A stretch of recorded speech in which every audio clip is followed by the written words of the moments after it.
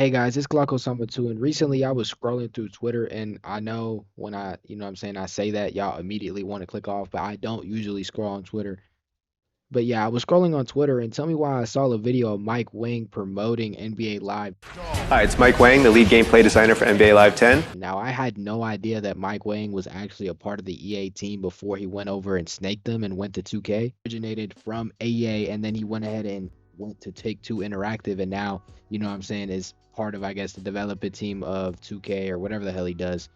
Yeah, and like after watching that recap, you kind of like think like, why did he go to 2K? Like, were they offering him a bigger bag, or like, I have no clue why he went ahead and did that. But around that time, 2K was actually having better games, I would say, because 2K9 and 2K10 were kind of where it was shifting more towards 2K side. So I would say that's probably why he shifted. I mean, he probably saw NBA Live going downhill. But I mean, that's really up to like whoever you ask, because there's people that liked NBA Live 10 more, and there's people that like 2K10 more. But yeah, like y'all see the new features that they added in that game, and I'm not gonna hold y'all. I'm too young to know like all the features of the games, but I know that was pretty revolutionary when it comes to basketball games. Adding off ball, movement, adding dynamic passing, all that stuff that nowadays I feel like they just add as blubber as new features. They kind of just rename these things when they were added all the way back in like NBA Live 10. But that kind of brings me to my point. Like, you know, they were so revolutionary back then. And, like I've said this in multiple videos, it's because they're literally competing with one another. So whenever they release a game, they have to have something that makes them better than the other or makes them revolutionary compared to the other. Like competition just breeds, good product or good success. Like whenever you're competing with somebody, like let's say there's somebody running right next to you, and usually it's kind of like a placebo effect, but whenever somebody's running right next to you, don't you run faster? It's kind of like that. But instead they're developing basketball games. Now, I made a mistake in another video talking about how 2K had just renewed their license with NBA, but I thought that it was like an exclusive license, but no, they don't have exclusive rights to NBA. And NBA Live was working and is currently developing a game right now. People thought was going to be released this year, but it actually hasn't been released, called NBA Live HD. I'm pretty sure it's probably just like a placeholder name. But yeah, people are wondering like, will it come out this year? And like, I'm here to answer that or try to answer that, the best I can. Well, I can for sure, certainly assure you that an NBA Live game will eventually come out, because I mean, I would hope that after, all this work after years, because it's been since NBA Live 19. Also, by the way, if you guys want me to play NBA Live 19 on the channel, let me know, because I spent $30 on the game to make a video on it, but I'm not gonna waste my time and make the video if y'all don't want to watch that. But yeah, NBA Live will for sure come out. We were assuming that it was gonna come out with 2K25, but it did not come out alongside it. And then they did offer a message for us, so they didn't just leave us in the dark. They did tell us what was kind of going on. To make a long story short, they basically said that because of the new platforms coming out, because like you guys, it's crazy how Xbox One X and like PS5 is already old. Like we're already on to the new generations.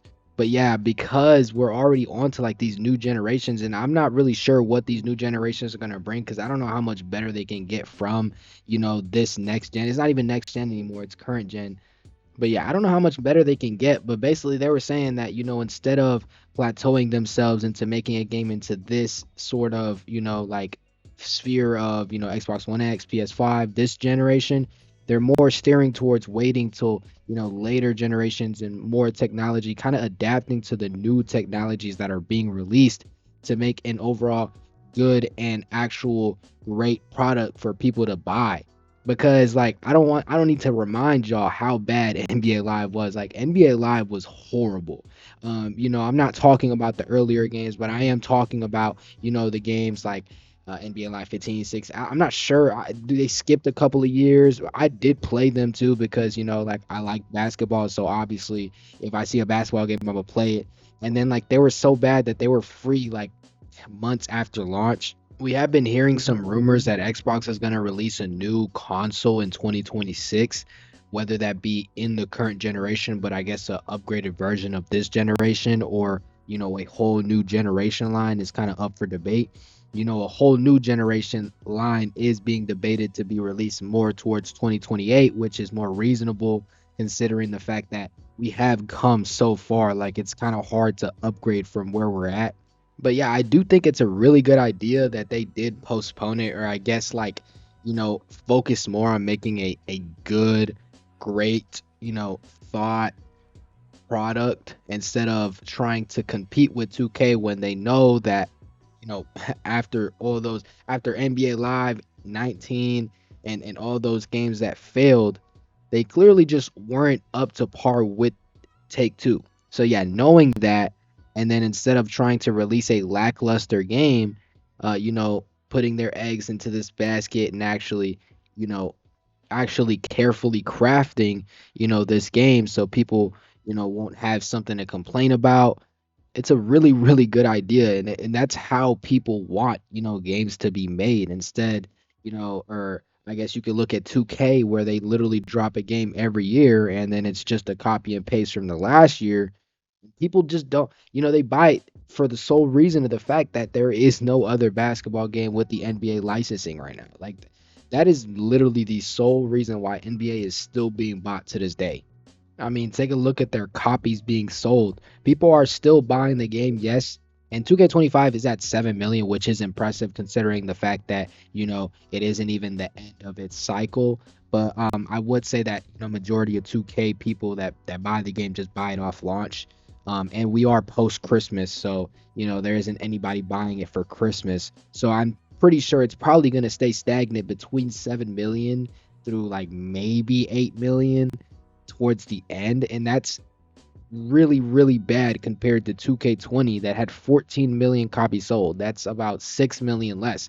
So 2K is actually seeing losses, and I'm sure it'll hurt their pockets, and I'm sure they're realizing this.